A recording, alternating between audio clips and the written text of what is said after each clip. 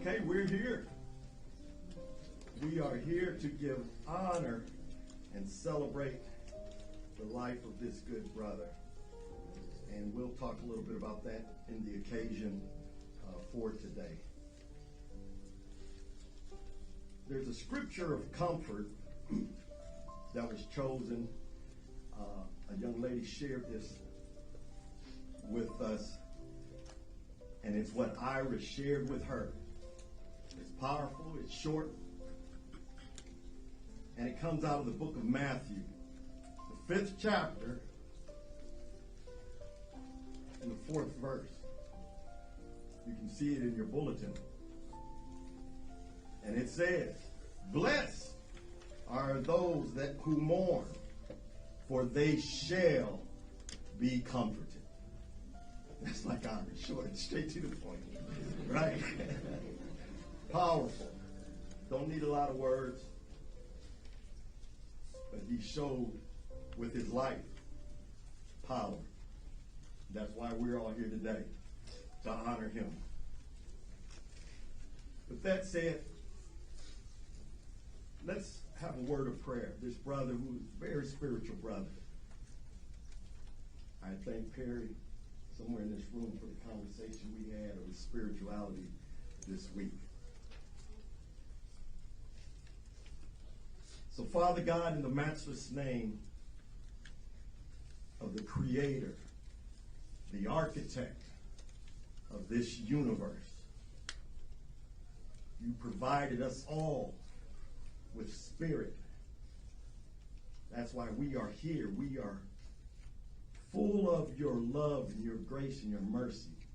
You provided us with this great brother, Ira Jarrette, who touched and affected us all, and whose spirit will continue to live on in all of us when we remember the great contributions that he did to us, did for us, did with us. But we know that you created him. So we thank you, God. And we will forever give you the praise for the comfort, the strength that you're providing to each and every one of us in this room. Those of you online, you are covered by that great King, the architect of the universe, the creator of heaven and earth, in whose name we pray, Jesus Christ. Amen. Amen. Amen. So the occasion. For those of you who don't know, today is Ira's birthday.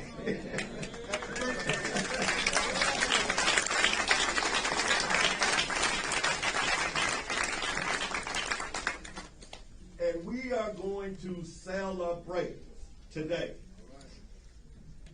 This is, you could say sad, you could say solemn, you could say all of that, because we're going to cry. I know I'm very sentimental anyway, but my wife's shaking her head.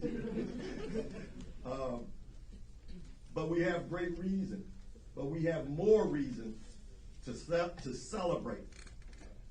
So just one more time on this brother's birthday. If the men that aren't standing can stand for our brother and give him a standing ovation and celebration.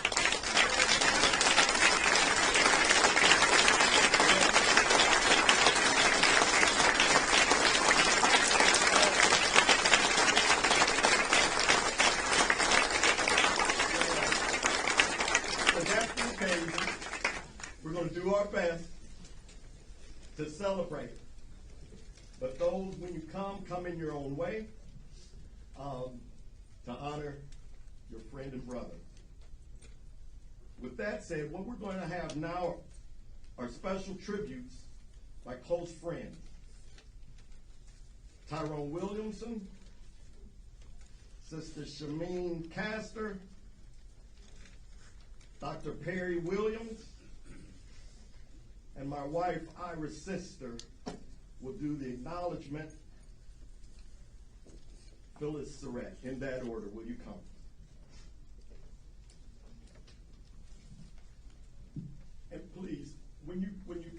please stand in this spot for the camera. For those attending online, it only has a field of view from here to the memorial itself.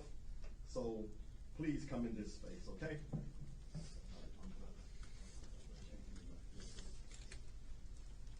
Good afternoon, everybody. Man, definitely unexpected, and I tell you, when we think about Ira, there's so many different facets of this brother. He was a comedian. For those who know, Ira was definitely a jokester, a serious brother as well. A brother with purpose. I'm going to try to hit on a few of those things, and I promise I'm not going to be long. I do have about 3 points. I know you hear your pastor say that, and they go on and on and on. I promise I'm not going to do that. But I do want to tell a little story. The year was 1991. I know some of you weren't born. Some of the students that are probably in here right now. But the year was 1991. It was in Dale Hall at New Paltz College. I had just started working at New Paltz, had only been there maybe for about a week or two. And this really, I believe, was the first weekend where I was there where my RAs, I was the residence hall director, Ira was one of the RAs that were on my staff, and there were some others as well. Shameen, who was right behind me, was there, and a host of others. But this was his weekend to be on duty. For those of you who don't know, the RA's job is to kind of make sure that things inside the residence hall are going well, that the students are not playing loud music or drinking in the halls or fighting or anything like that. That's the job of the RA. So I'm downstairs in my apartment, and I come upstairs. I hear this loud music, and I'm like, man, what is that? You can hear the bass. I couldn't tell what song it was, but as I got closer to coming upstairs, all of a sudden I heard, I got a letter from the government the other day. I opened the letter. It said that we were suckers. They wanted me for the army or whatever. Death row. What a brother know. This is coming out of the RA's office. So I walk on over to the office, and I come in, I peek in the door. There's IJ there and a host of other people. It was as if King Solomon was holding court. And they were in there, they were talking, everybody was in there, so I'm doing no need. So I walked in, and we talked about everything from what we were going to do, the issues that were facing the African American community, history, culture, you name it. All sorts of things were discussed in that office. And I tell you, it was amazing to see, and this was something that happened every weekend. we got no sleep. We were there to 2, 3, 4 o'clock in the morning. Even after they went to parties, they would come back to Dale, to the RA office, because you knew you could go there. It was a safe place that you could go and have some conversation that meant something. And at the center of all of those discussions was Ira Jarrette, our brother. So with that being said, a couple things I want to talk about in addition. One is service. I want to talk about service for Ira. Ira was very deliberate about what he wanted to do in terms of education. We had some long, lengthy discussions. At the time, there was a book out by Jawanza Kunjufu, The Conspiracy to Destroy Black Boys. So we had a lot of conversation about that. And Ira was very adamant that, based on the book, that the absence of the black male figure in the classroom was an impact on some of the students, especially for black boys as well as girls. So in typical Ira fashion, he didn't just talk about it, he decided to do something about it. So when he graduated, he became a teacher. And when you think about the service, this man has been teaching in a field where oftentimes black men are like unicorns, especially in the classroom. And he has been in the classroom on the front lines, delivering quality education to our young people. He loved his students and wanted to make an impact in their life. There have been hundreds and hundreds of kids that Ira has taught over the years. And I'm sure there are probably some in here right now that have sat in Mr. Jarrette's class. And if you have sat in his class, as his friends have talked and listened to him over the years, once you do that, you will be changed. Because he's going to share something with you that's going to change your life. But Ira could have done anything. So one thing about Ira, this brother was brilliant. To sit back and just understand how he logically picked things through. Whatever topic it was, we could talk about anything. You know, you might have a PhD in physics, and Ira could talk to you as a subject matter expert and say, yeah, you know, I actually read several books on that subject. And I think the theory of relativity,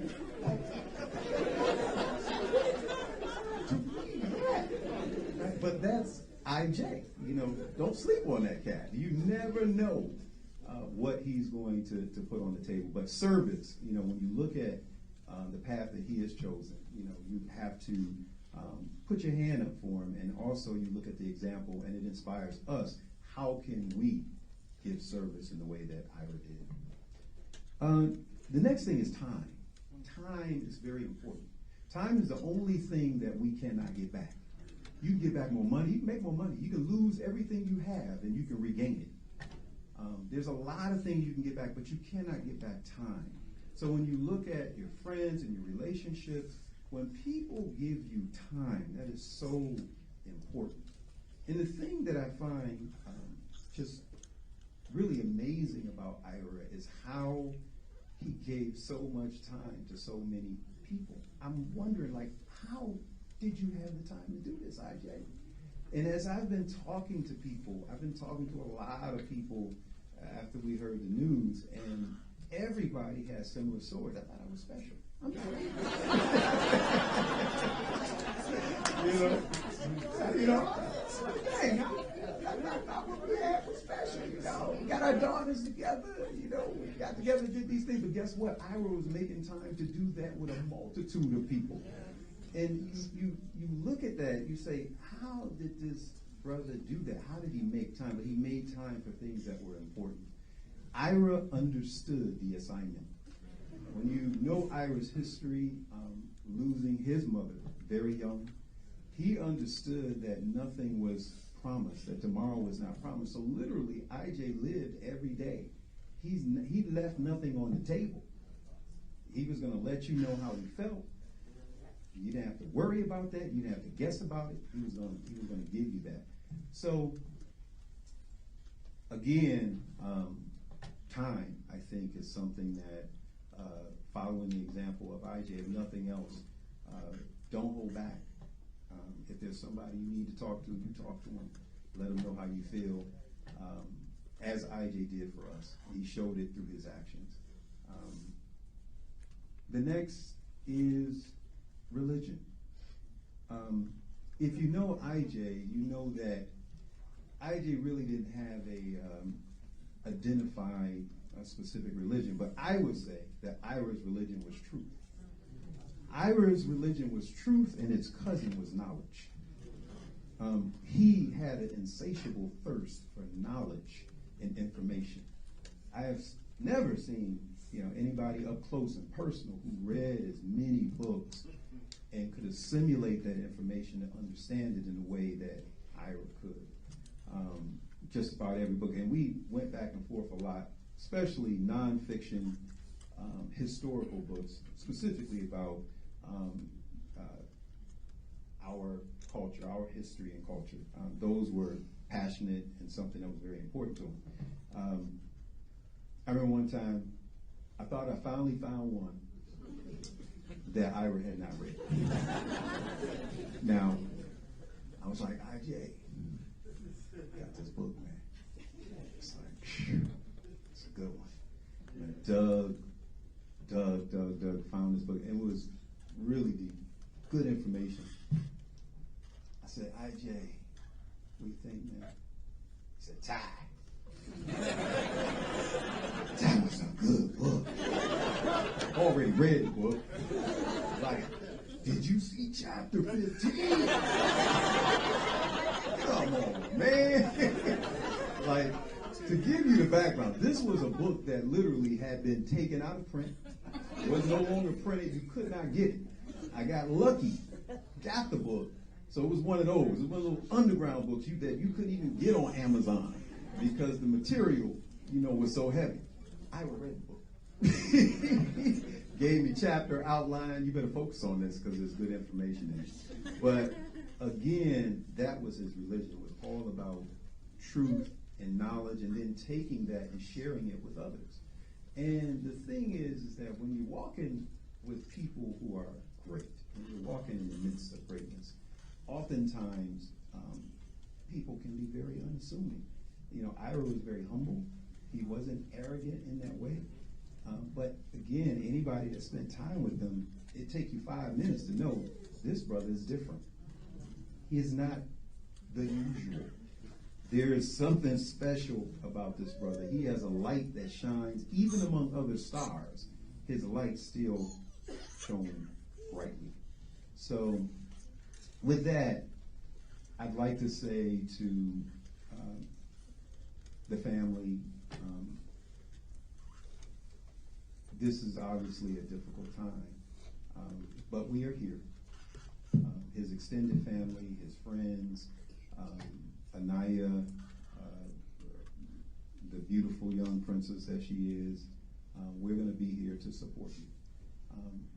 As you make this transition into a different kind of norm, one thing that I think you can take note of is that your father has planted a little piece of him in just about everybody that is in this room, something different. That's what I got from it, is that we each got something special, and he made each of us feel special. So as you miss your father, and you will, and as you begin to ask questions and want to know more about him and the things that he did, the people who are in this room and the people who are viewing, who support from afar online, each of us have stories that will give you more enlightenment about who your father was and some of the things that he did to help people. So with that, I'm going to hand it over to my sister Shameen, and we love you, and I thank everybody for coming out. Just one thing I did want to share is that after the services are over, there will be a repast at 5051 Pierce Avenue, College Park, Maryland, 20740 zip code. It's just up the road from here, not far.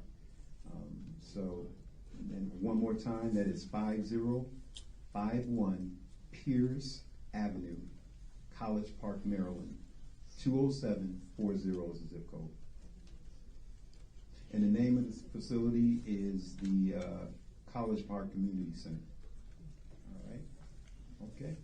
Sister Shameen.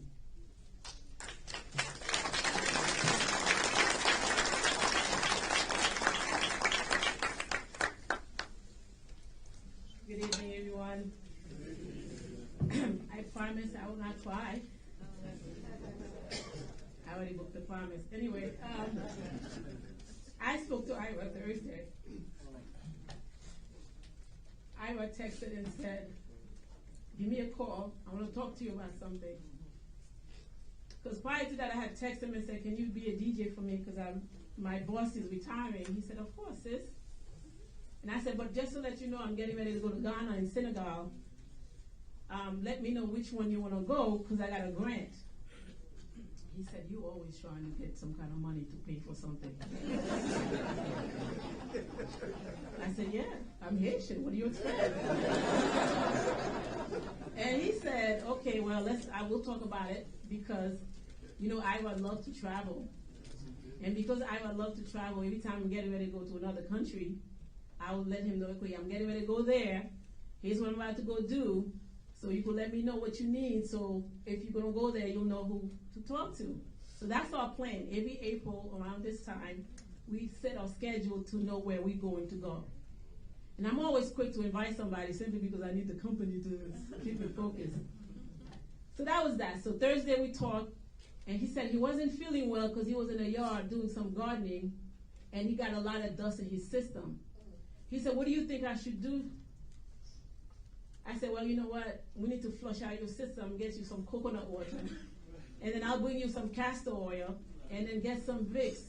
I'll drop it off this weekend for you, so that way you could help bring out some of that mucus, and then it'll clear your lungs. He said, okay, I'll go to the doctor because I need a doctor's note. Dr. Brown? I said, I need a doctor's note because I said, okay, cool. So then Friday I texted him. I said, how you feeling? He said, a little weak, but I'm getting stronger. I spoke to Ira Thursday. And then I get a phone call. Lucy texted me and said, are you up? It's 5 o'clock in the morning. You texted me. Something must be up. So I said, let me finish praying because I don't know, something in my heart jumped. I thought she was calling about Sonia because that's the common. She said, no, did you hear about Ira? I hung up on her and called Tyrone at 6 o'clock in the morning. And Tyrone hung up on me and called Dion. But let me tell you what I know about Ira. I know I just mentioned that we have traveling in common. But I thought I was special. Well, hell, I am special. I'm going to tell you why. I have a 6-year-old. And I needed to know what would be the best kind of babysitter that I could get, because I work at Howard. I teach at Howard, and traffic, I live in Columbia. Traffic is a bear. And he said, Shameen, you need to make it halfway just in case you stuck in traffic. I said, do you have any recommendation? He sent me to this lady. He said, the only thing is your child will come smell like curry. I said, well, curry and safe, I'm good with that. But one day, I got stuck in traffic. I'm going to tell you this, I could have run to the place and make it on time. But I called Ira, I said, what you doing? He said, I'm getting ready to go somewhere. I said, oh my God, you're getting ready to go somewhere. And I started bawling. He said, Shameen, why are you crying? I said, I need to pick up Joelle, and I don't have anybody to pick up Joelle. Can you? He said, okay, I got you. I said, but I don't understand. I need to pick up Joelle. I'm stuck picking up traffic. He said, Shameen, I got you. He dropped whatever he was doing, and whomever he dumped me, y'all for. I appreciate it. But he dropped what he was doing and went pick up my son. When he picked up my son, he cleaned him up. He didn't smell like curry that day. Cleaned him up, fed him, and Joelle is hanging in his neck, said, bye, mommy. I was like, wait, Booby, you want to go home? He said, no, Uncle Ira. I said, well, we'll see Uncle Ira later. When Joelle needed to have his first haircut, he couldn't sit on the barbershop chair. I said, Ira, Joelle needed a haircut. And I got kicked out of the barbershop. I went to the barbershop. They were cussing and they were doing all kind of things. I asked them, hey, listen, I have a 3-year-old. I don't want him to take that back to school. Can you please turn that off? They were like, what? Who's this lady? Turn that off. That's me. So I said, okay, Shameen. He started laughing. He said, yeah, that's Shameen. He gave him his first haircut. His second haircut. I called Ira and said, I think I'm messing my son up. He was like, how are you doing that? I said, do I need to save money for therapy? He said, why do you need to save money for therapy? I said, because I'm yelling a lot. And I don't like the fact that I'm yelling constantly to get him to do whatever he needed to do. Ira said, well, you could save money for therapy, but that's parenting. I said, what happened if I mess him up? What happened if I made a mistake? He said, you can't make a mistake because look at you, you're crying. And you know, I'm not sensitive. So he goes, he must be doing his job on you. I said, I am messing up. He said, Shameen, are you doing your best? I said, yes. He said, can I tell you what I see? I said, what? I see you doing more than your best. He said, keep doing it, sis, because you got this. I spoke to Ira Thursday, and I didn't know he was going to die.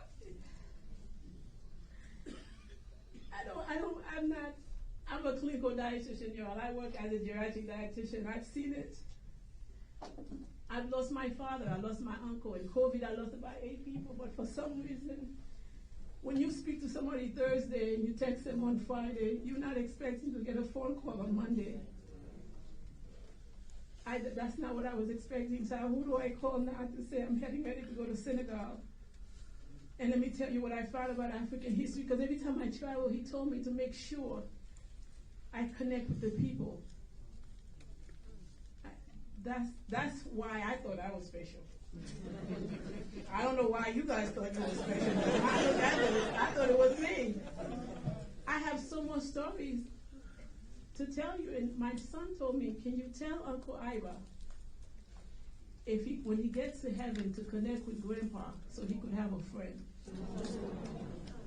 And I did not want to cry by myself, so I text all of them people that are here and told them what he said. But there's so many stories I could tell you. There's so many things. And I don't know if you saw it on Facebook or in our conversation, but Ira was going through a transition where he was at peace. He was at a point where he was not fazed by shenanigans. He was at a point where he accepted you for who you are, whether you all have multiple PhDs, professor, whatever you are. He was like, oh, okay. He was not fazed by that because that was just the kind of person that he was. And I can't believe I'm using past tense to describe Ira. But I just want all of you that are here and those that have seen for a long time, I am the special one.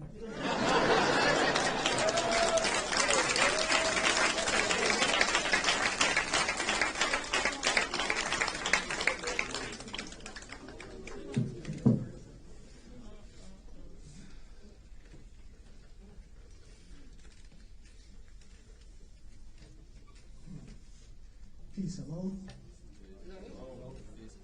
That was Ira's greeting. Every time I called him, as long as I can remember. Peace, hello. And our conversations ensued for hours every time. I was my dude from day one. He was crew from young, so I can't distill 50 years, 5 decades of what he meant to me, what he represented to me, not only me, but everybody in this room. In, where's the program, 2 minutes? I'm gonna be brief because I'm gonna be brief, but I just wanted to share a little bit about what Ira meant to me. Ira was, a lot of people have been calling me, it was like, I know Ira was like family. Ira was family. So I have 7 brothers and sisters, my mother.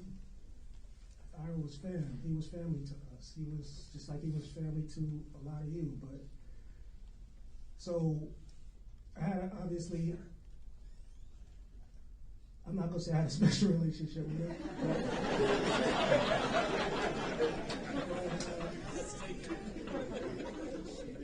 But he definitely had a profound impact on the person that I've become. And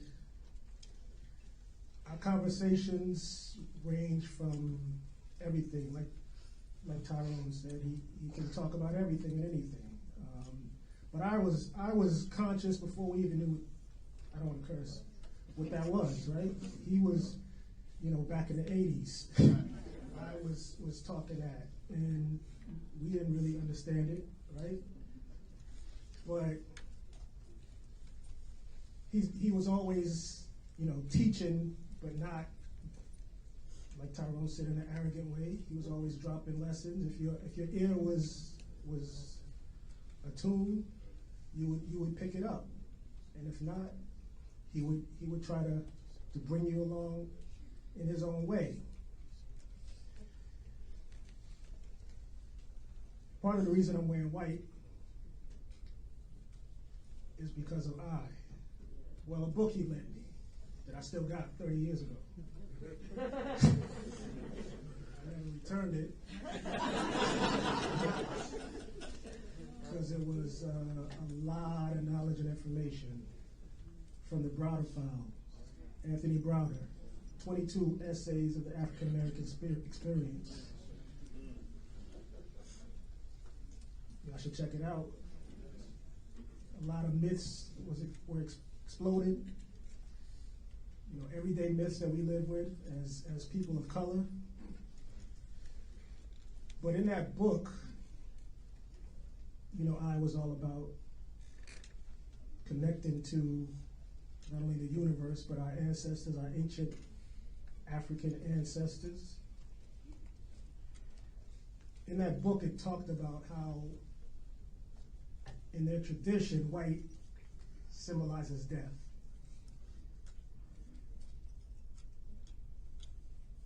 Mourners would cover themselves with white ash as a symbolic gesture of their grief. We know that when a fire dies, all that remains is a white ash.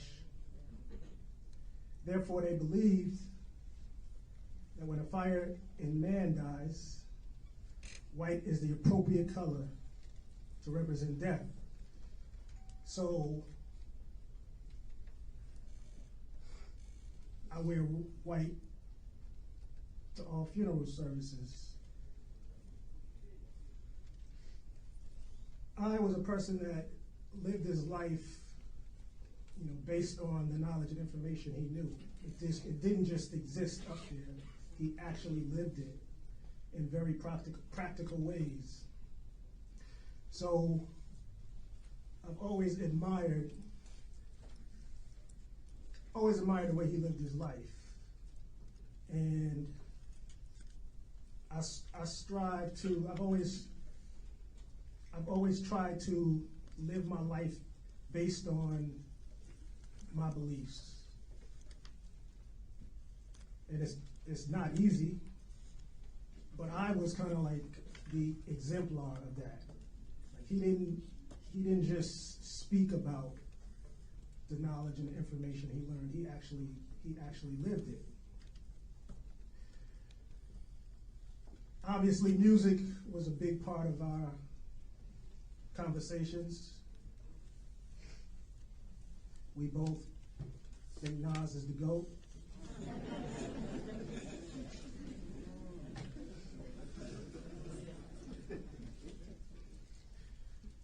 But he was always ever evolving, ever growing, ever learning, ever teaching inside, outside the classroom.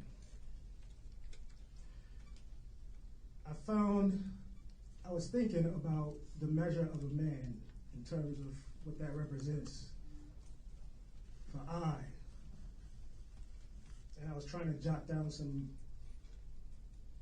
notes, but I found a poem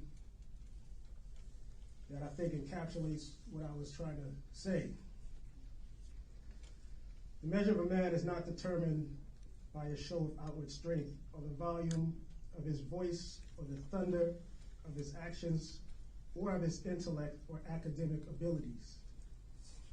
It is seen rather in terms of the love that he has for his family and for everyone, the strength of his commitments, the genuineness of his friendships, the sincerity of his purpose, the quiet courage of his convictions, the fun, laughter, joy, and happiness he gives to his family and to others.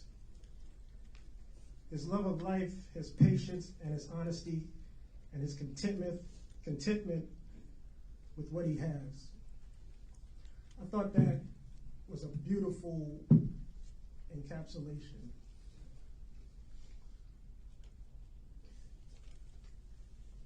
We talked about retirement, which both of us was looking forward to in the near future. And we also talked about traveling. We wanted to be global citizens and move about the world freely.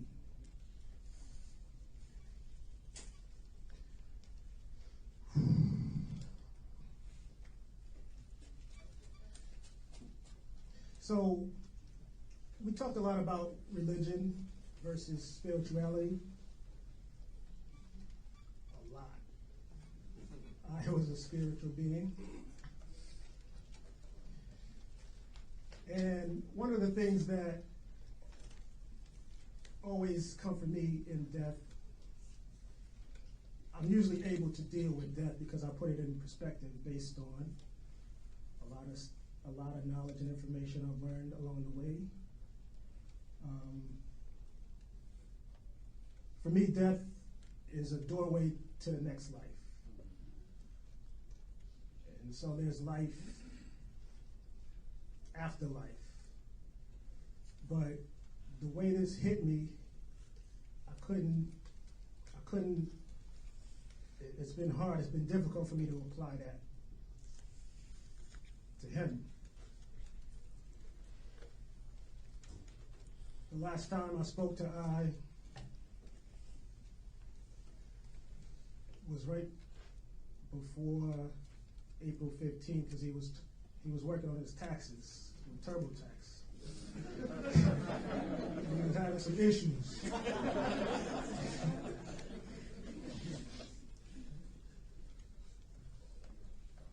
But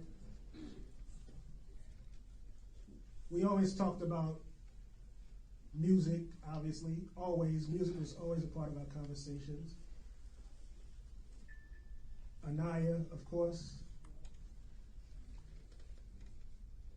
And I would always, the last year or so, 2 years, pandemic, just, life in it. Every conversation I had with I gotta come check you out. I gotta see Anaya. It's been a minute. I haven't seen her. When do you have her?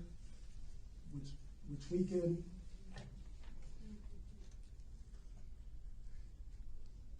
But taking it for granted, I didn't make it. I didn't make it in a minute. I haven't seen him in a minute. Always thinking, I got another day, right? I got another week. So, like everybody in this room, his death has devastated me in ways that I've never felt before. I've never experienced this level of grief, of pain, of sadness.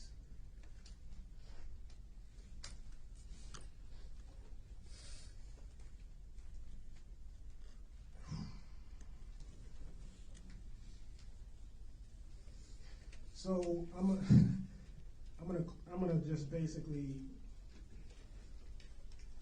say that there's too many memories for me to try to share, but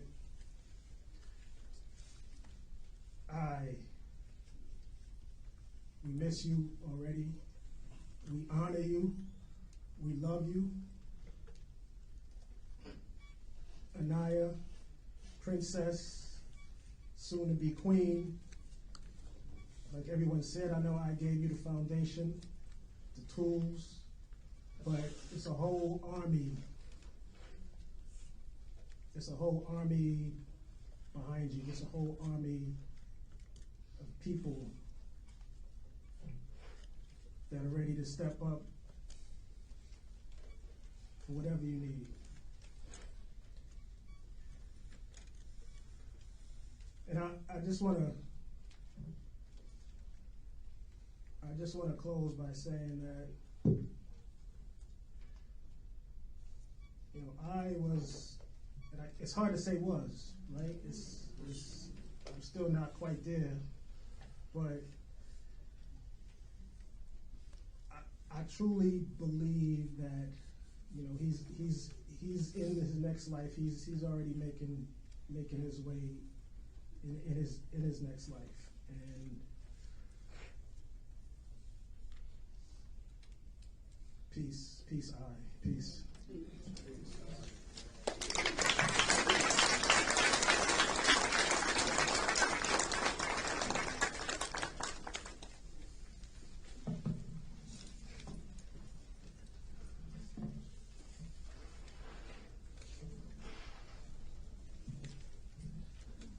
Good afternoon, welcome everyone. I'm Ira's older sister, Phyllis. I'm on the program to read the acknowledgements. If I may direct your attention to the back of the bulletin of the program and read along with me. The family wishes to acknowledge with deep appreciation the many expressions of love, concern, and kindness shown to them during this hour of bereavement. May God bless and keep you, the Jarrette family.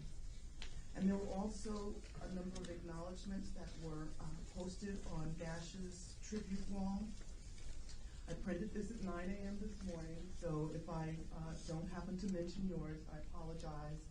But, in preparation for everything, we're trying to meet a schedule and, of course, get on 95 North, for those of you who know the area. All right, we have a memorial tree planted by the Sisters of Zeta Phi Beta Sorority Incorporated, the Alpha Nu chapter, and sorors around the world. We honor you in this life and the next. Rest in peace, King. Luciene, I hope I'm saying that right, Rego, wrote, sending condolences for his family and daughter. Ira was an incredible person, teacher, therapist, and friend. I share incredible memories with him. I and his Brazilian friends gonna miss him a lot. It's so difficult to know that I won't see him again in this lifetime, but I know that God needed him at the other side. Rest in peace, metaphysical brother and friend. You're gonna be missed here. See you soon at the other side. Eleanor Royster wrote, sending condolences to the family. May God give each of you strength and guidance. I will always remember Ira's wicked wit and infectious smile. The kids at Gwynn Park loved him and enjoyed his class. Bernice McWilliams, sending heartfelt condolences to the family of Ira Jarrette, praying that God's love and strength, as well as your enduring love for and beautiful memories of Ira, carry you through this difficult time of transition. Sean Franco wrote, Jarrette, I would speak to you between the metal walls that connected us at Gwynn Park. Our adjoining door was always open for collaboration, support, learning, and venting. You challenged your students' thinking, and you challenged me to continue to become the kind of educator who inspires through resistance and the kind of change that comes through questioning, context, and the constant search for truth. I carry you with me in the learning and in the music. George Wake wrote, meeting and working with Ira was truly a wonderful experience. Having spent a lifetime in teaching, paths of many, many people cross. Ira is, in all ways, shall remain on my A-list of teachers and people. Losing you to heaven was a gut punch, but God needed help in heaven, and he summoned a soldier. You, my brother, were a soldier and will forever remain in our hearts and minds. R.I.P., brother. You have fulfilled your life's journey, respectfully. Rosalind Paramore Vaughn wrote, this loss was a punch in the gut. Was expecting to see him in June for the Monticello Black Graduates Homecoming, but God had other plans. You will be sorely missed. My thoughts and prayers to the family. Rest in peace and power, Ira. Deborah wrote, you were a teacher that cared about your students. Your words and encouragement will always be in our hearts. My sincerest condolences to your family. Rest in peace. Marla S. wrote, my thoughts and prayers are with you. To teach is to touch a life forever. Thank you, Mr. Jarrette, for being an inspiration through integrity and insight. Rest in power. TV wrote, all respect to this man. He's been my favorite teacher since freshman year. He was like a therapist. He'd always know the right thing to say. I couldn't take this news when I found out. Rest well, Mr. Jarrette. Dakota Smith wrote, from one of the students that actually cared. Mr. Jarrette, you are gone but never forgotten, and I will be praying for the love and support of your family. And I love you and hope you are resting in peace. See you soon. Callie wrote, Mr. Jarrette was so kind, funny, and wise. He was a teacher you could come to with all of your problems and get advice about everything. He is so missed by all of his students. And those are just representative of some of the responses that we got online. Of course, you can visit gashes.com and read the rest of the tributes that are there. Thank you for your time.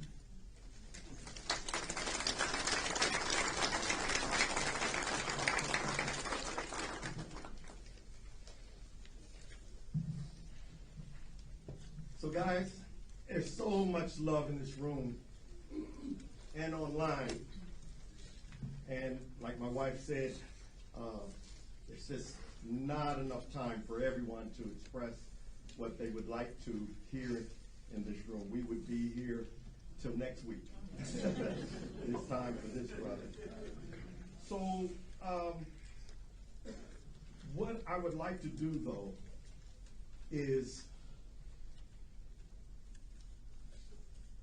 Dr. Johnson's going to come and I believe represent their fraternity. But I think Ira would insist that his sorority sisters also be acknowledged. I see Dr. Johnson giving me the north and south head wave. So I have that confirmation. And I'm sorry I met this young lady and had, so I give her a little warning. I'm looking her way and she wrote down the proper, the etiquette for me. I'm going to ask you if you would come and represent Zeta Phi Beta sorority, the Alpha Nu chapter, Sonny New Paul's, his sorority sisters. Let's give them a hand.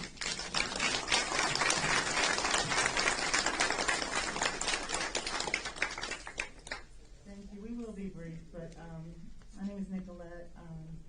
Ira and Candace and I pledged with Ira. Ira and I were both number 6 on the line, so we had each other's back. And as everybody said, we all felt special. Ira made all of us feel special. And I'm sorry, I'll let this hang from my ear. I'm trying to get all that hang. But he and I were also educators together, so we started together online together, had lovely experiences thanks to the other Sigmas who put us through some lovely experiences and Betas who put us through lovely experiences. But we're educators together, loved each other, and yes, we all felt special, and we are here for you. We are here for you. Your dad was amazing. But I'll let Candace speak. He was amazing, and something that Shaman said is that we all thought we were special. I always said to him, "I'm your favorite." Now I'm realizing I was. I know. I know. But that's how he was.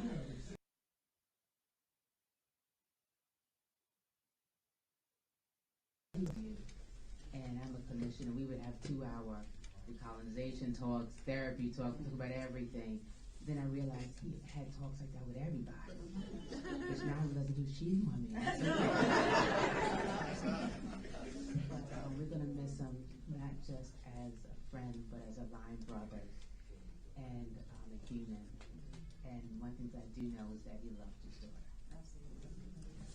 And I just want we have our other sorority sisters are online, but the sorors from Alpha Nu love Ira. We'll always love Ira and want to recognize our sorors who are online as well for their support.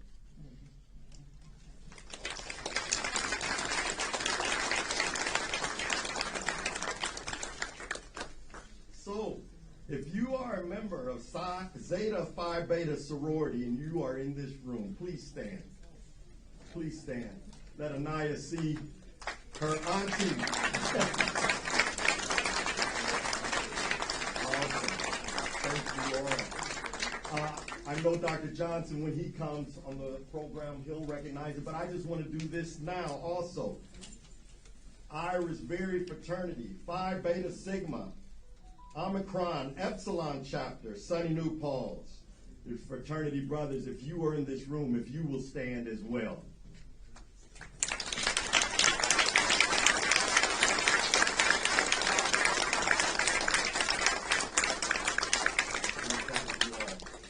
I'm going to look at the family section. I'll give you this opportunity now. We spoke earlier. I know everyone said we're good, but okay, we'll move on. In the fraternity, this struck me when I was looking at his fraternity symbol. I saw, and you brothers would have to say what type of bird that is. But if you look in the fraternity, in the program, you'll see their symbol. It's a dove. A dove. Thank you, my brother. I thought so, but I didn't want to be wrong. But there's a dove there that's flying, like Ira is now too. And it reminded me of a song. Some of you know it. And if you'll join with me, it simply says, some glad morning when this life is over, I'll fly away to a land where joy shall never end. Oh, I'll fly away. Now this part, most of you know. Oh, I'll fly away, oh glory, I'll fly away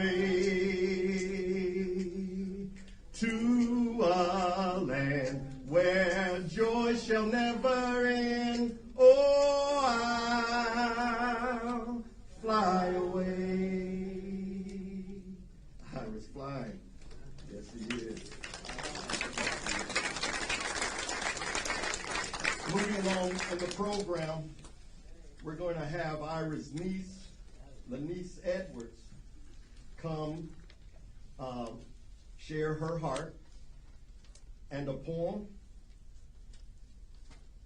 Then she'll be followed by a special tribute from a close friend, Dr. Anthony G. Johnson.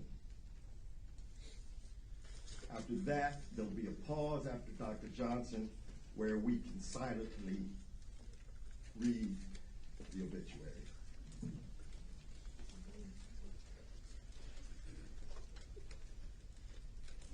Hello, everybody. I'm supposed to be doing with my siblings and cousins, but thank you. Madam Public Speaker. Hi, thank you. So, just wanted to say, okay, so I'm my niece. Antoine's nephew. Antoinette, his niece. His nephew. Cherise, his niece. I'm sorry, my two other brothers and sisters.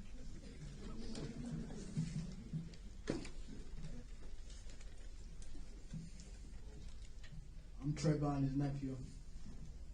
Kenny, his nephew. Just wanted to,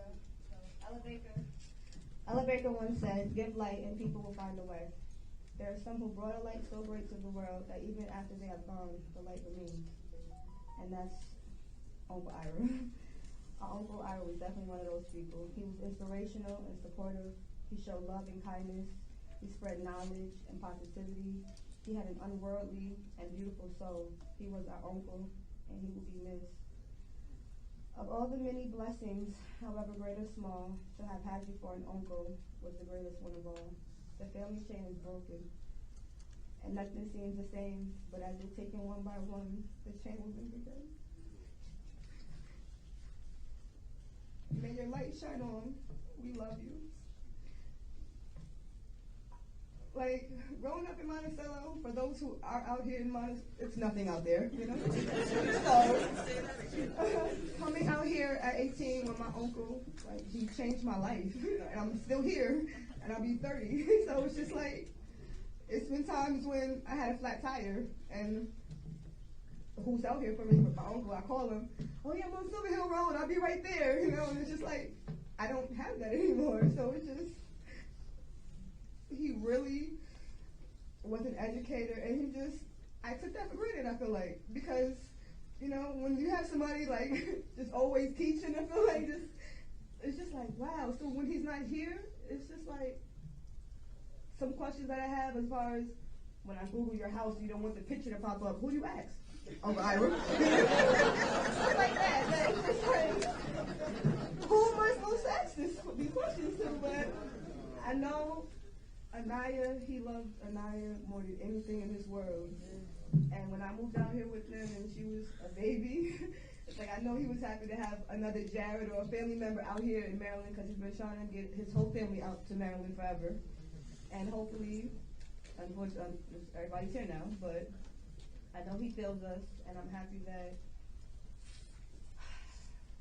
I know he was free and he was living his purpose. And for everybody in this room to say, like, he taught me this, or I've learned this, or they feel him. And it's a good feeling to know that was our uncle, you know? And it's an honor to be his niece, or just to know, like, he was a goat. And that's it. And thank everybody for coming.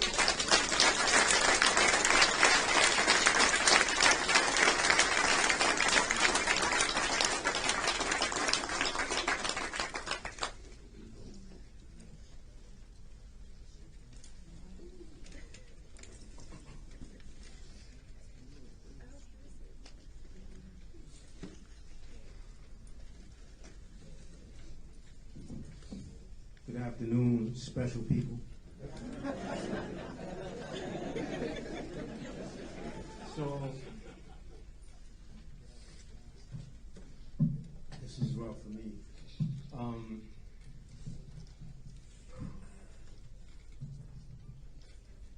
Me and Ira did a lot of freestyling. Y'all know what we're talking about. But he always told me to put thoughts to paper. I fancy myself as a writer. So for this occasion, I wrote something down. Hope y'all don't mind. First, my name is Tony Johnson. Ira and I have been friends since the day we met. Almost 33 years ago. On that walkway, just past the gunk, between Dale and Dubois, on the campus of SUNY New Paltz. I want to thank the entire Jarrette family for giving me the opportunity to speak today. It's truly an honor and a privilege. I'd like to offer my condolences on your loss. On behalf of my family, Ira's extended family, the SUNY New Paltz community, my sorors of Zeta Phi Beta, and particularly the brothers of Phi Beta Sigma Fraternity Incorporated. Ira was my brother before he became my brother. We bonded over hip hop. I was walking with my frat brother Mark, who was rhyming. And those of you know Mark was always rhyming. And Ira just appeared. I'm not lying. Like out of nowhere. Smiling. Ear to ear, gap tooth grin. So Mark and I, we're both from Queens, so we have this inherent skepticism of strangers. But this dude was just different. Welcoming, friendly, happy for no reason at all. He just started bobbing his head to the lyrics, making that face. Y'all know that thing. Beatboxing, ad-libbing. He just completed our cipher. It was organic. Me and Mark had found our tribes here. Before we knew it, our city kid guarded cynicism just melted away. We were there for well over 2 hours with this kid from upstate with the twist on the top of his head, just talking, chopping it up, building, debating over everything from our top 5 MCs to what it meant to be young and black in this country with our whole lives ahead of us, disregarding whatever plans we had previously. As I look back, that became a regular theme when I interacted with IJ over the years. Brief interactions turned into deep conversations, check-in phone calls lasting well into the wee hours. What's so special, there's that word again. What's so special about Ira is that the people in this room would say the same. He was a force. Some people have a way of making the people around them feel valued. That was IJ. That was his gift. When he pledged, our brotherhood just took on another form. And he cherished that brotherhood, and we returned that energy.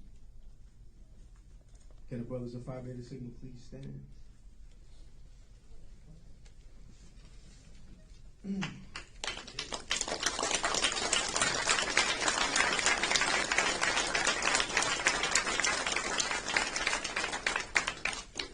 As his brothers, we have a responsibility to keep his spirit alive. And just like he pledged Sigma, we pledge to Ira's family, to Marcia, to Anaya, all these uncles of yours, that we will be present for you. Always, and whatever you need. In Sigma, we believe that when a brother passes, he goes on to our last chapter, our Omega chapter. We know Ira lived a life that exemplified our motto, culture for service and service for humanity. And with that, we'd like to present Anaya with a certificate which states, Brother Ira Jarrette of Omicron Epsilon was duly inducted into the Omega chapter of Phi Beta Sigma Fraternity Incorporated in Washington, D.C. on this 14th day of May, 2022.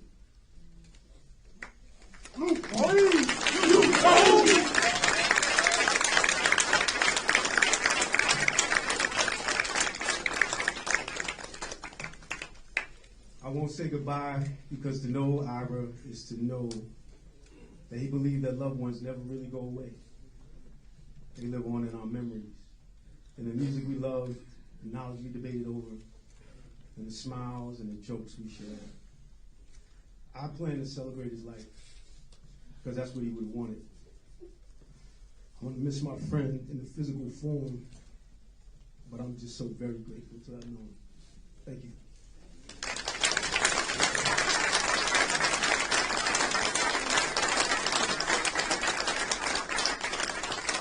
Oh, we could do better than that for his brother.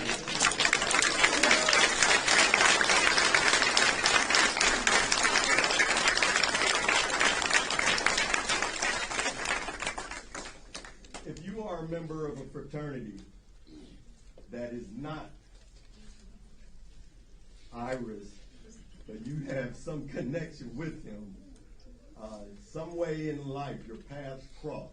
If you're standing, well, if you're sitting, stand up. If you're standing, raise your hand right now. Look at these hands. Look at these. So Maya, I'd like for you to do that. Keep your hands up, brothers. And Maya, I'd like for you to look around this room. Look at what your father has done. That's powerful. My dad used to always say, the fruit doesn't fall far from the tree. So you have greatness in you, you young queen. Those of you that have programs will take a moment to read the obituary in silence.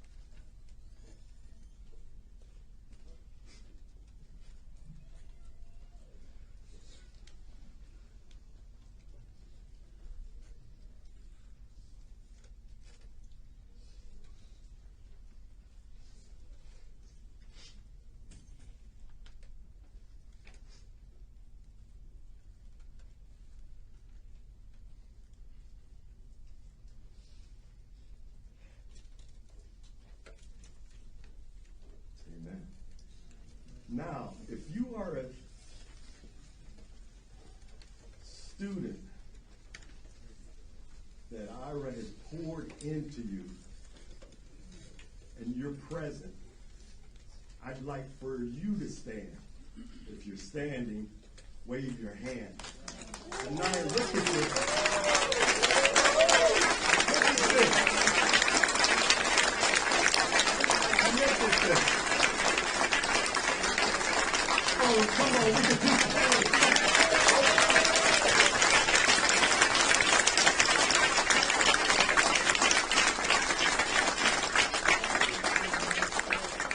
Awesome. Thank you all for coming and sharing your love.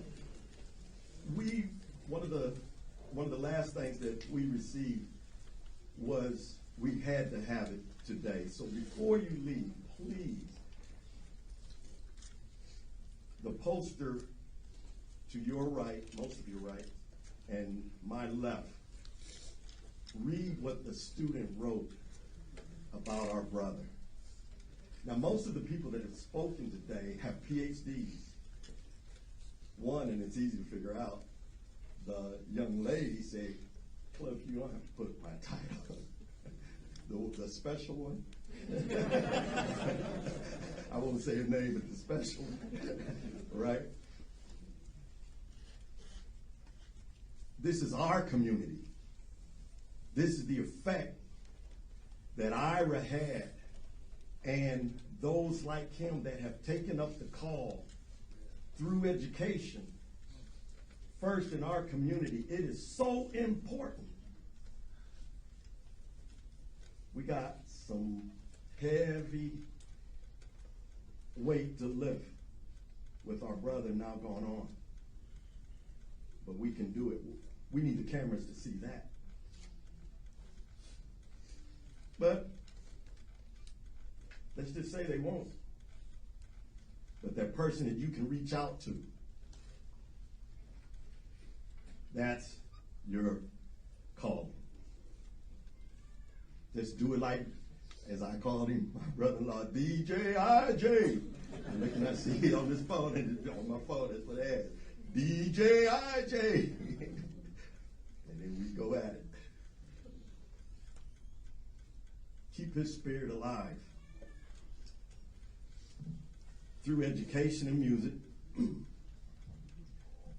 it's so important that we keep that going. So, without any further ado, two people that love Ira and represent that educational strength tremendously. They're going to come up together, I believe. And that is the coordinator of the 3D Scholars Program for Prince George's County Public Schools. And that's Miss Tamisha Alau, with Ira's principal, Dr. Gorman Brown. Let's give them a hand.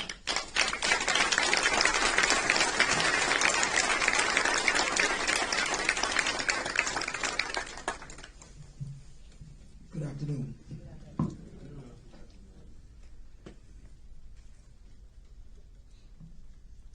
Romans 12:6-7 reads, we have different gifts according to the grace given to each of us.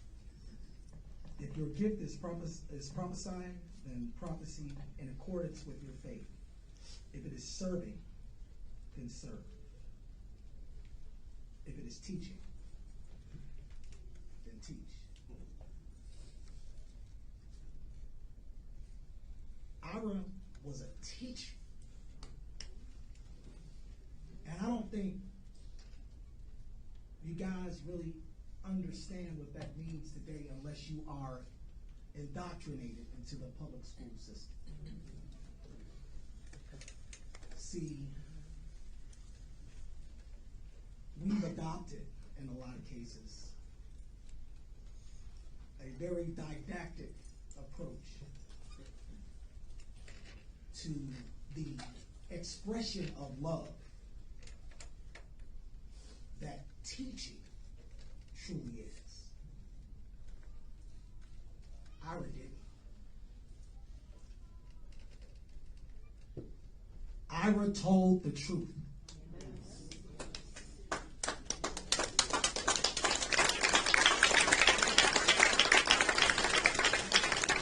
And he got me in trouble.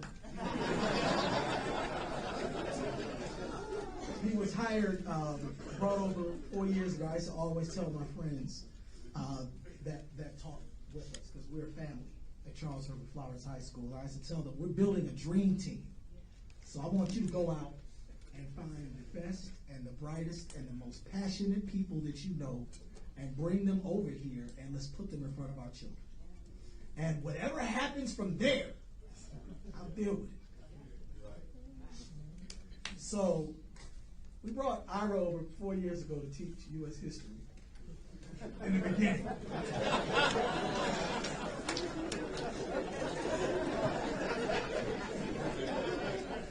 So let's just say that Ira taught a U.S. history that often is not written in the text.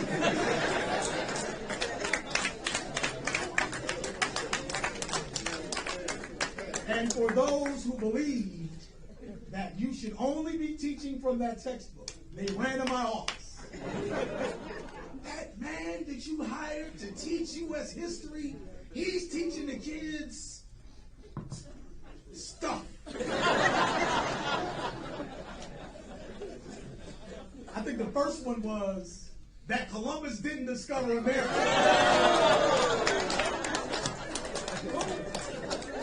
This is from an adult. So you believe that Columbus discovered America?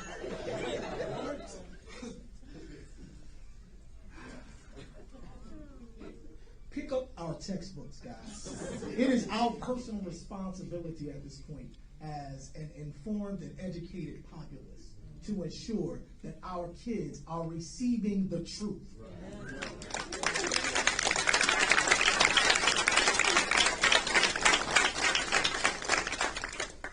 So, as I would have these conversations, sometimes it'd be a parent, you know, an African American cloaked in Republican skin.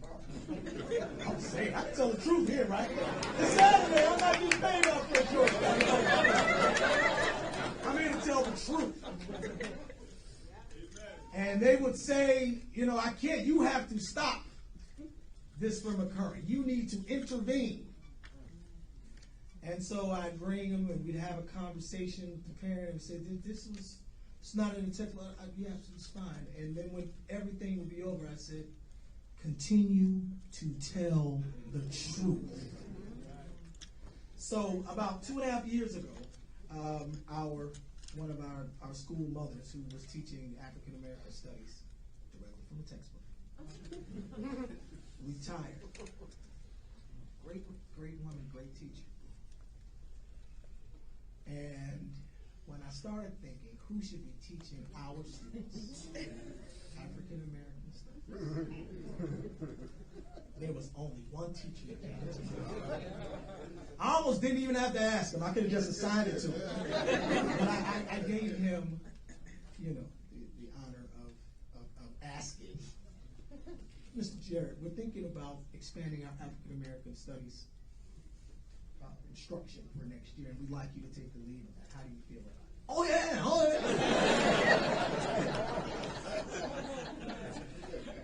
And he took that program to a new level. Kids would come out of there and thought that they had found out secrets that nobody else knew.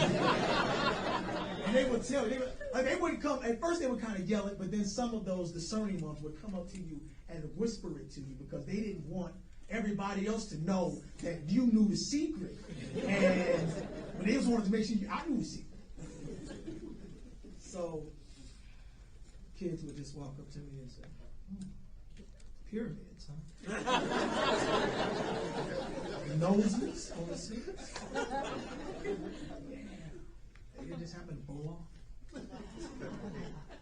They did.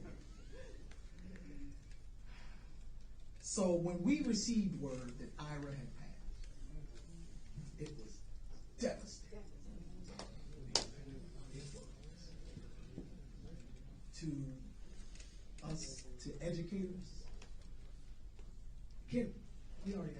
Did we ask educators to stand up yet? No, we didn't. And educators, stand up. Let me get all the educators in the room to please stand up. Raise their hands.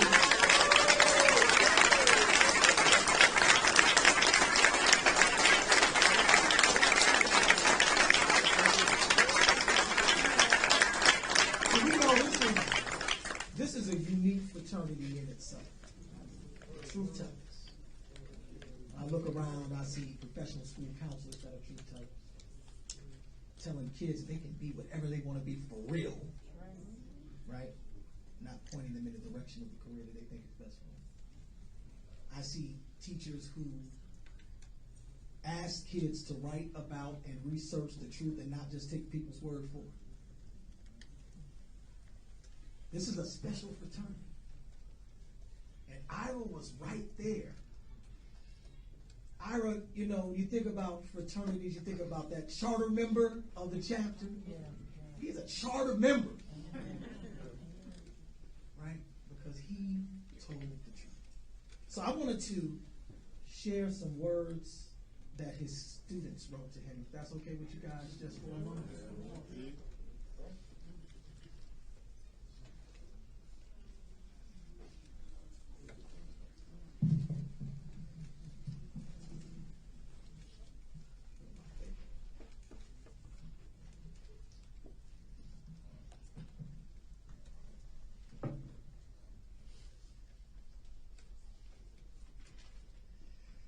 And so this is written to the daughter of Ira Jarrette. It's to you, baby.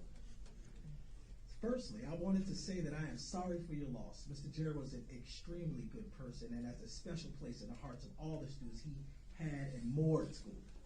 I can imagine the kind of pain that you're going through, and I wish I could bring him back for you and for us students who really cared for him.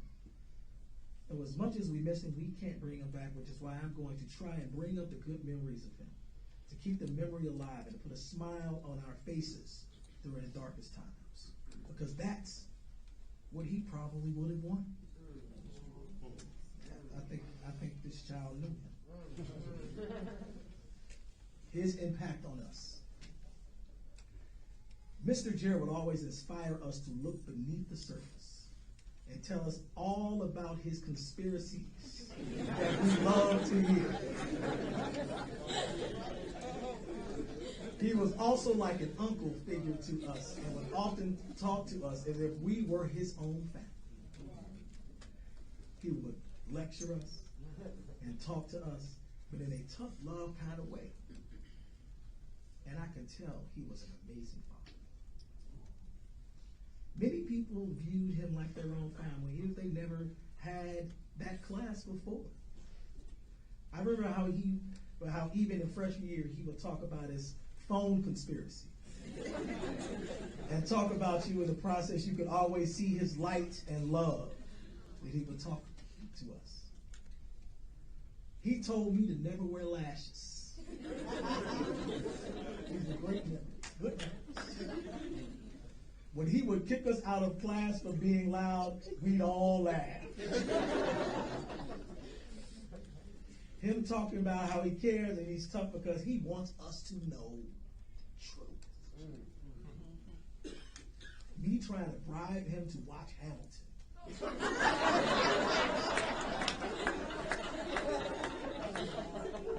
Me and my friend seeing Hamilton in his class, he just watched and said, you guys are obsessed. Him talking with another classmate of mine about wanting to visit her homeland and talking with her about other countries they've both been to. Him having a yardstick ruler that he used if it was a third arm. I told you to get me in trouble. Final words.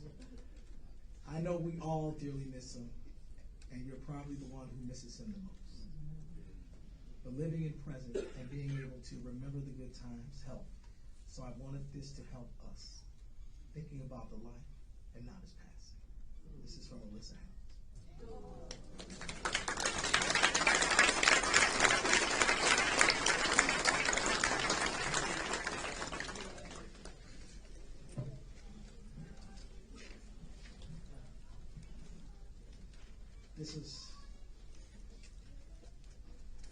Chachas.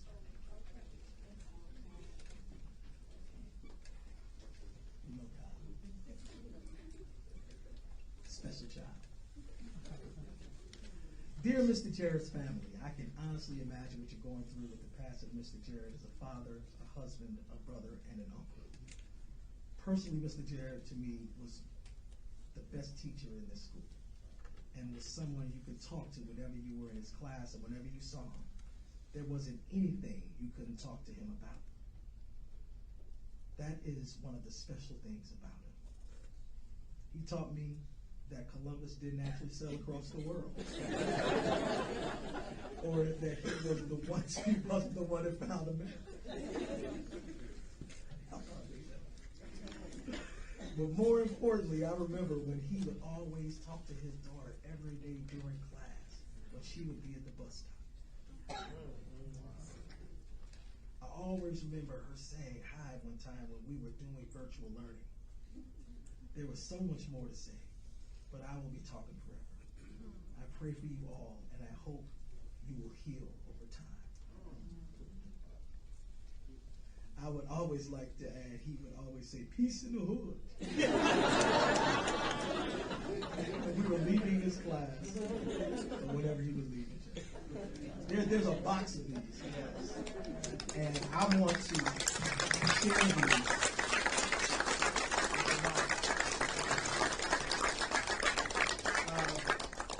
I've introduced you now, I guess she's already introduced Miss Tamisha Alau, who has been with Mr. Jarrette for a long time.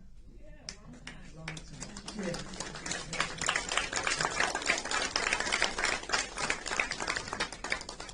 Good afternoon, and blessings to all. So I wrote something down really quickly because I could go on like the rest of you for a very long time. I'll stick to the script. Ira Jarrette is the epitome of a gentle soul, a spiritual healer, the antithesis of the miseducated Negro. He was, in fact, an uber-educated Negro, a supreme educator, and speaker of what's the word? Truth. Okay? His impact on all of us is everlasting. He actually left us all with a blueprint, right? For soulful, clean living. Whenever he was around, you were getting a mini lesson on how to improve not only the quality of your life in a broad sense, but also you may get mental, physical, and spiritual advice all at the same time. The news of his passing quite overwhelmed me, as I'm sure it did you. I've known Ira for 22 years. He was one of my first friends in Maryland. We taught at 4 different schools together. I'm going to go off script for a second, just to give some insight about many of the people that are here. When I got to Bowie, he was already there, but we were at Bowie for 5 years, so you have Bowie students and faculty in here. And he was the social studies teacher extraordinaire. When I say white children were up in arms about what has been done to the African American people, they were going home making waves with their parents. The parents were going up to the school wanting to get this teacher arrested and ousted out of Bowie. They loved him. Everyone that had, I've never seen a more loved educator in all of my educational history. Every student that had his class, whether you were white, black, what's the new words, binary, whatever, all students loved him. I left Bowie and went to go become a department chair at Fairmont Heights. And when I was doing the interview, the principal said, well, I need a social studies chair too. I said, I know just the right person. So I called Jarrette, So we were at Fairmont Heights together, and he was a social studies chair. So you know that was a whole new social studies department at Bowie High School.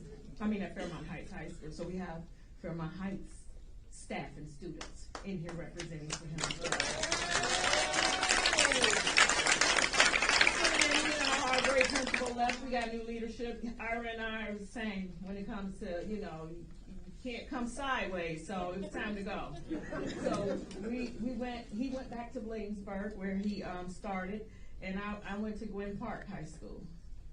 And so after I had been in Gwynn Park High School for a couple of years, I kept saying, "Oh, you should really come here." Because he was like, you know, wanting to change. He was like, "But the drive," I said, "It's against traffic. It's 15 minutes tops for us." So he said, okay. So he did come. And so we were at Gwynn Park together for several years. So there's Gwynn Park as well. Then I left, you know, it's time for me to come back on this side of town, and I ended up at Flowers High School with Dr. Brown. And a couple years after I was there, he called me and said, "Yo, thinking about making a change." I said, "Come to the Mecca."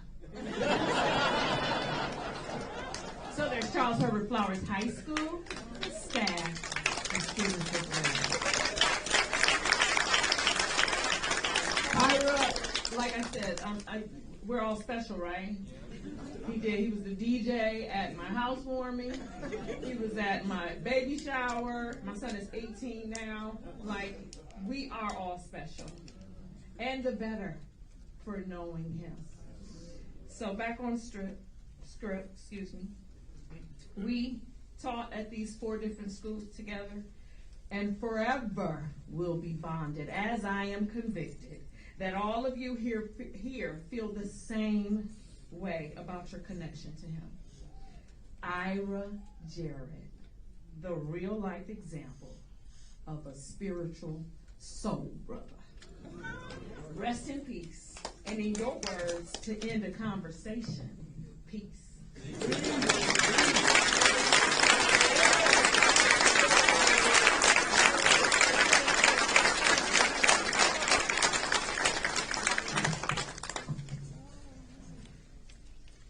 We're almost at the end of this celebration.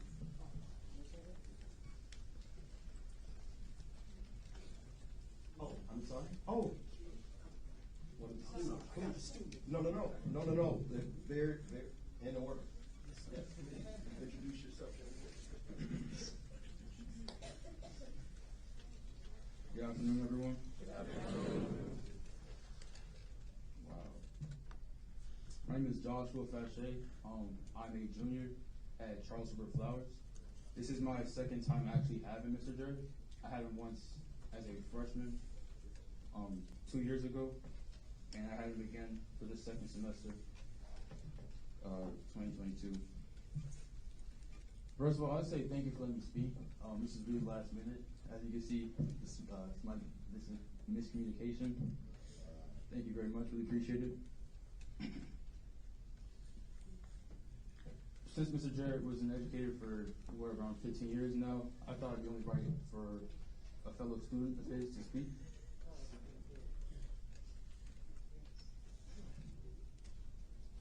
Mr. Jarrette, he wasn't any regular teacher. He was special. He wasn't the type of teacher to give an assignment, briefly explain it, and then grade it. He was the type of teacher to give an assignment, teach some more, teach some more.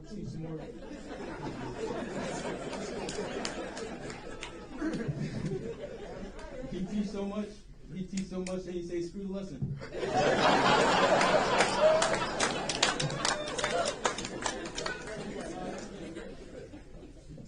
Mr. Jarrette was very smart, always happy, always knew his stuff. He always said, "Screw the curriculum." You know, he'd go on his own pace, go on his own books, teach us what he learned. So we would learn from him and all the years of history and education that he's done learning on African Americans and the history of the world. So he was always kind, always patient, Like, he always had an answer for any question. You could ask him anything. He would tell you. Any curious mind, any wondering mind, he always had a question. That's why whenever you go to his classroom, you always see 15 other students from different classes skipping.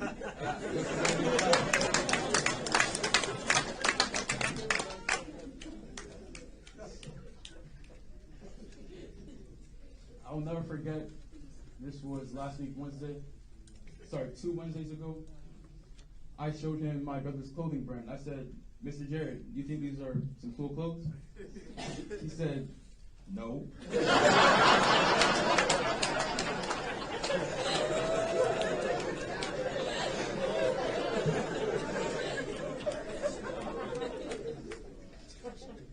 I asked him, would you cop? Like, would you buy?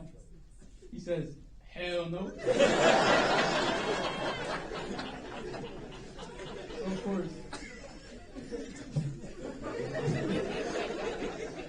So of course, from his response, I asked him why. Like, why not?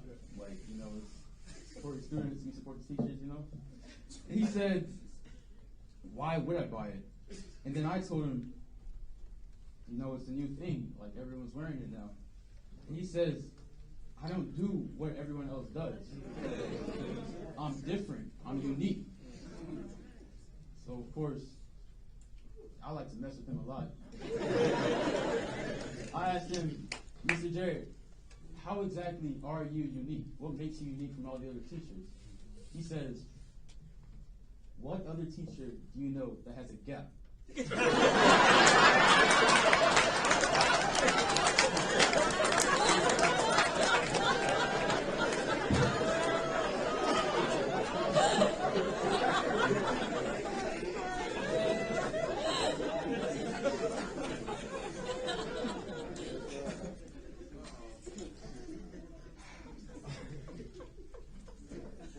Mr. Jarrette was a great man. He challenged thinkers, not just learners. He wanted you to think for yourself. He'd give you two pieces of information, tell you to trust your gut. Which one sounds the best? Which one do you feel makes more sense, and which one's more logical to you? As Mr. Brown said, of course, the things he would teach was not part of the curriculum, so of course he would be in the potential of getting everyone in trouble. But he didn't care about that. Mr. Jarrette, he lived life with no regrets. He said he had the it is what it is type of attitude on everything in life, which really is really inspirational. He didn't care about the grades that we got as students. He cared about our knowledge. One thing he did make clear was that he didn't care if someone left with an E or left with an A. He only cared that someone left smarter and more knowledgeable than they came. He just wanted to make sure that we take out into our lives what he taught us. And it truly makes me sad knowing that I have some unanswered questions I didn't get to ask him. So, that being said, I also like to speak to Anaya. Sorry for your loss. I did meet you once 2 years ago, class night. 3 years ago in 2017, in class night. I'd like to give you something actually.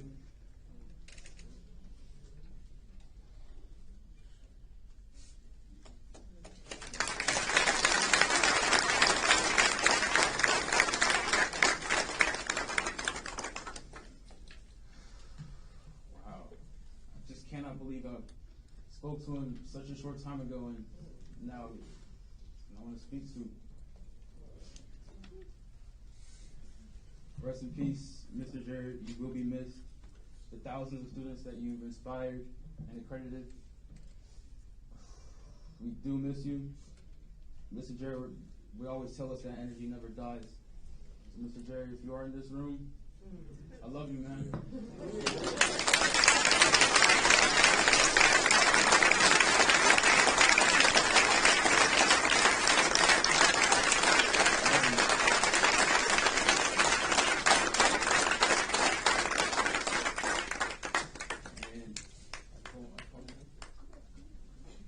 All right, and I'd like to call my friend Aaliyah, another student of Mr. Jarrette. If you could come up, please.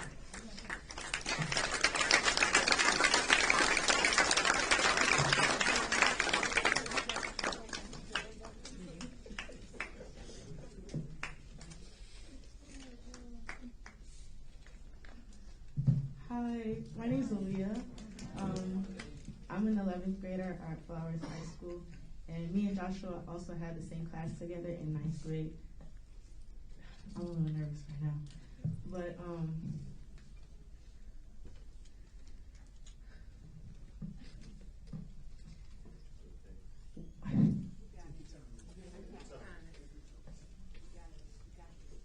in 9th grade, I came into Mr. Jarrette's class, and he already had assigned seats, especially me. So he assigned us, and if you knew me, you knew I sleep in class a lot. So I would always fall asleep in class while he's teaching, and I wake up and I'm like, Mr. Jarrette, what's the assignment? What's going on? This isn't right. And he said, you missed the assignment. You weren't paying attention. I'm giving you a 0. So I would always get mad, even though I knew what I was doing, falling asleep in class and not paying attention.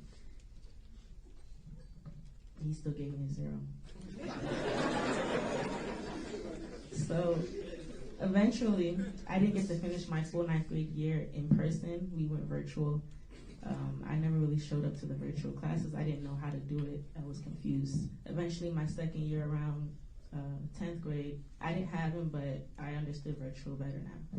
So 11th grade, I didn't have him first semester, but I had him second semester, same as Joshua, but we were in different classes.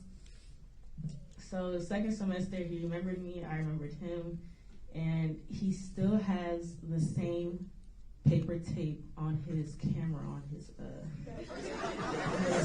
computer. He always keep it taped up. And I would always go on him for it and say, why are you taping your camera? He said, you don't understand, the government is watching.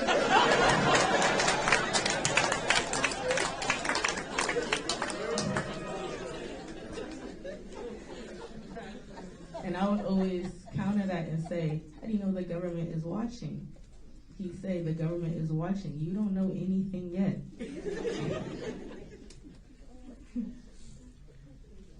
So that was that, and he would also always talk about his daughter. Like, he loved you so much. I've always wanted to meet you, actually. Anytime, I remember in 9th grade, you guys used to talk on the phone a lot. He would be like, hold on, my daughter's calling. He would stop the whole lesson just to talk to you. Yeah, and he still talks about you during our classes. My last time speaking to him was Wednesday, when I told him I wouldn't show up for class because I had to attend the 11th grade assembly. He said, oh, you're lucky you told me, I would have given you a 0. So I laughed it off and went to the assembly. Thursday came. He didn't show up for school, which was odd because Mr. Jarrette never missed a day of school. If you knew him, he never missed a day of school. So that was odd to me. I said, okay, that's whatever. Friday, I didn't show up to school. And then Monday came. I got an email from Dr. Brown saying Mr. Jarrette passed away. I was talking to my mom at the time, and I had an attitude, because when I get mad or sad, I have an attitude. And she was like, why are you having an attitude with me, blah, blah, blah. And I said, one of my favorite teachers just passed away. So when I came back to school, his classroom was locked up with chains and everything. And we had a different room that we were assigned to. And I shouldn't say this, but I skipped it. I did not like going to class if Mr. Jarrette wasn't there. Like, the new curriculum now is just so boring to me. It wasn't fun, so I stopped going. And I will.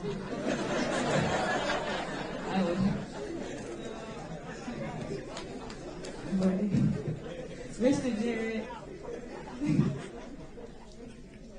Jarrette taught some really weird stuff. I'm from Ghana, and he would always talk about how he wanted to go to Ghana. Like, since 9th grade, he's always talking about it. I want to go to Ghana, I want to go to Ghana. I want to try these foods, this, and that. And I was like, oh, you'd love it. It's really good there. This, and that. And about the lashes.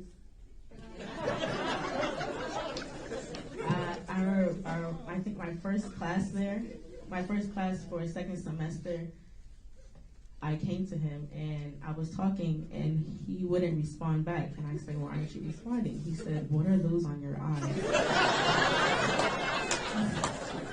And I said, they're lashes.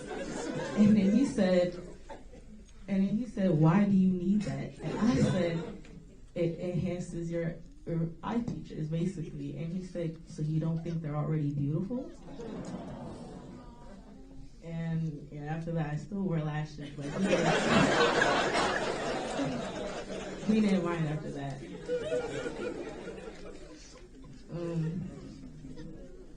Mr. Jarrette was one of my favorite teachers. He still is. I don't think any other teacher in that school I could say the same for, because I really did learn something in his class.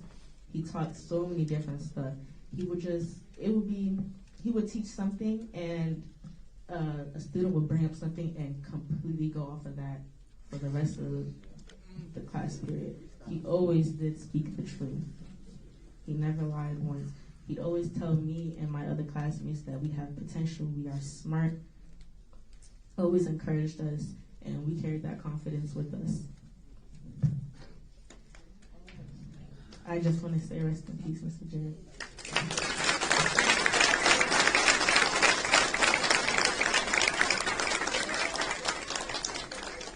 One more student. Bless us. My name is Christian. I was in 9th grade. I actually don't go far, but I had him for 1 year in 9th grade. And I was going through a lot. And I remember just sitting in cafeteria. I mean, not the cafeteria. I didn't go to any of my classes or in the background. But I used to sit in Mr. Jarrette's class and just talk to him. And it would be about home, about boys, which I actually had someone in my class, in his class, and he would just say, Christian, that boy is a bum. You can't stop talking to him. And I'd be like, Mr. Jerry, you don't understand. I like it. He's like, I don't care. That doesn't mean anything. But he was a great teacher. I moved schools after I talked to Mr. Jerry because I did not do good in this school at all. But he said, Christian, you are smart. And you need to show other people that you are smart. And I switched to a school that is predominantly white, so he would be like, how's the Savannahs? So, in November I called my friend while she was in his class, actually, and he talked, and I told him, I was like, Mr. Jarrette, these people are just so racist, like, I'm just going through so much at this school, like, and he said, Christian, tell them the truth, like, you go and you make a difference at that school. So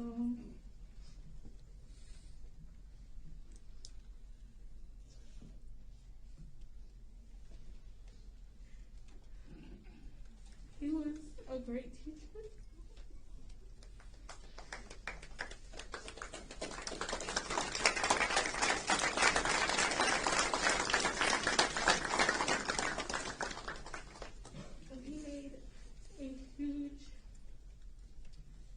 Influence. Like, he was a very big influence in my life, and I think if I didn't have him in 9th grade, I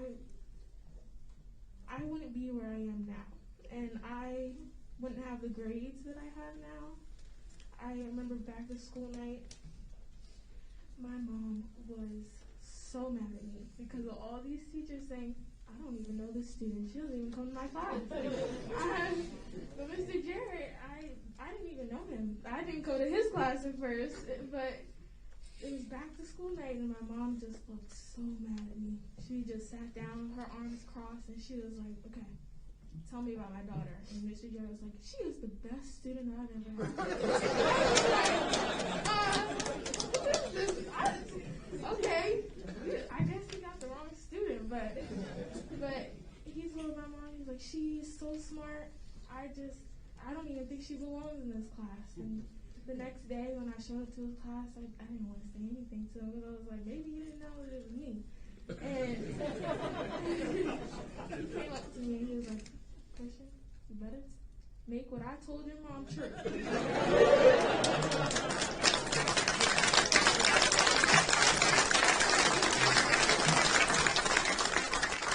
I just wanted to say that because he was a great person, and I am so sorry.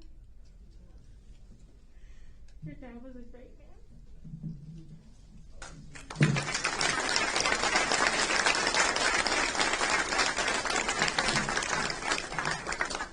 You all, let's please keep that round of applause going for Ira's heart. And now, accept Jerry.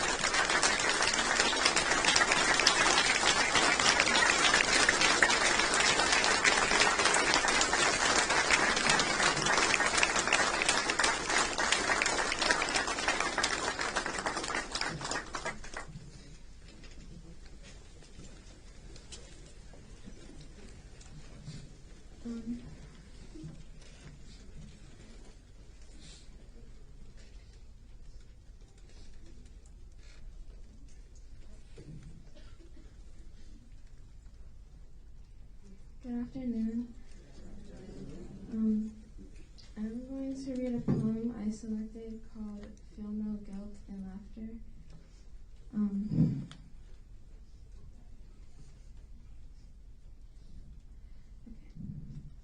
Feel no guilt and laughter, he'd know how much you care.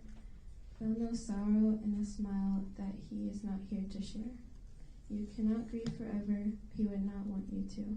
He'd hope that you could carry on the way you always do. So I talk about the good times and the way you showed you cared. The days you spent together, all the happiness you shared. Let memories surround you, a word someone may say will suddenly recapture a time, an hour, a day that brings him back as clearly as though he were his. That brings him back as clearly as though he was still here, and fills you with the feeling that he is always near. For if you keep those memories, you will never be apart, and he will live on forever, locked safely within your heart. Thank you.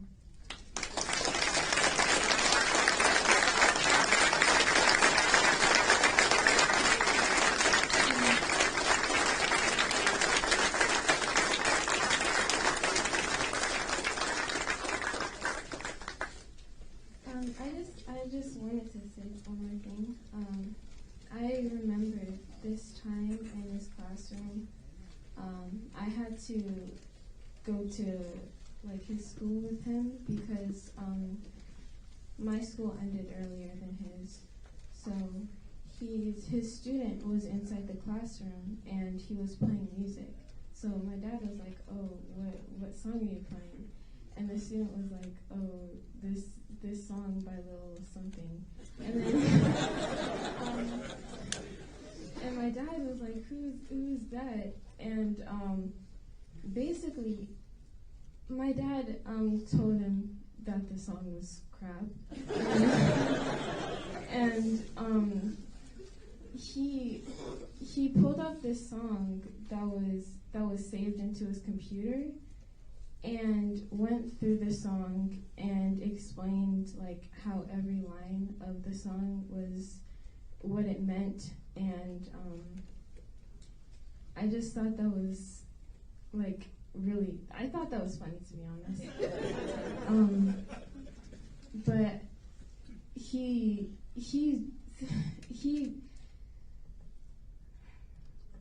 always had a way of teaching people something new, and I know he was special to a lot of people.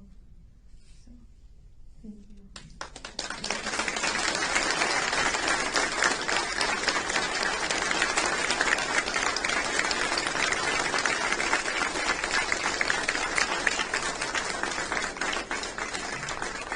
Come on, you all. That's the queen. You can do better than that.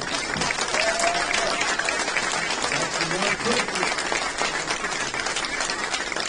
that has royalty flowing all in her.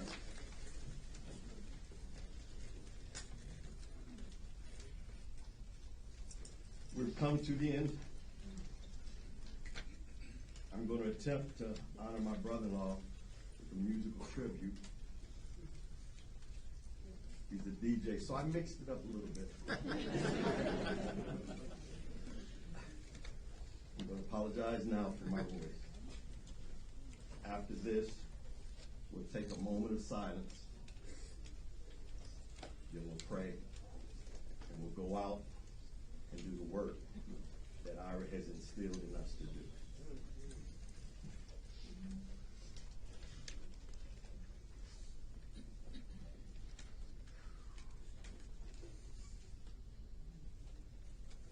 How do I say goodbye to what we had? The good times that made us laugh outweigh the bad. I thought we'd get to see forever, but forever's gone away. It's so hard to say goodbye to Ira J.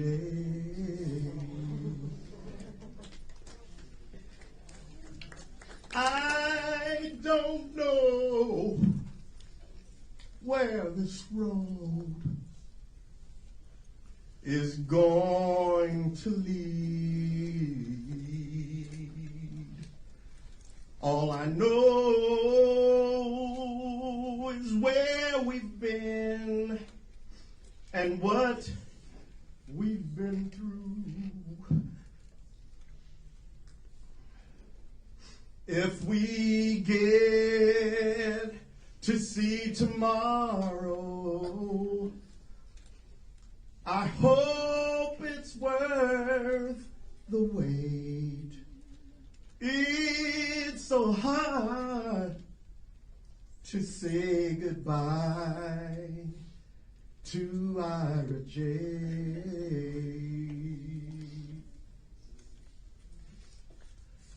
And I'll take with me the memories to be my sunshine after the rain. It's so hard to say goodbye to Ira J.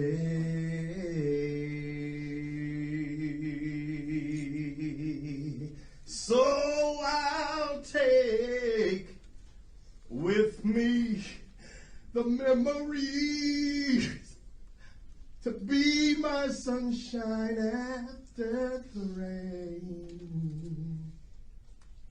It's so hard to say goodbye to Ira J. Rest in peace, my brother.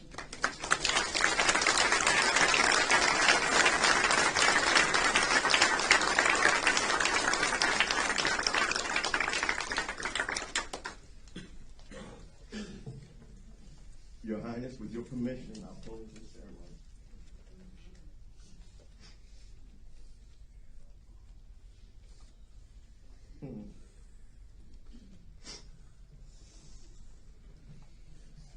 So may the grace of our Lord, the creator of the universe, his peace, his truth,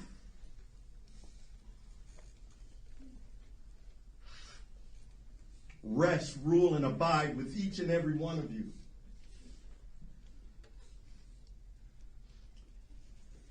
Henceforth, now and forevermore. All in agreement. Say amen.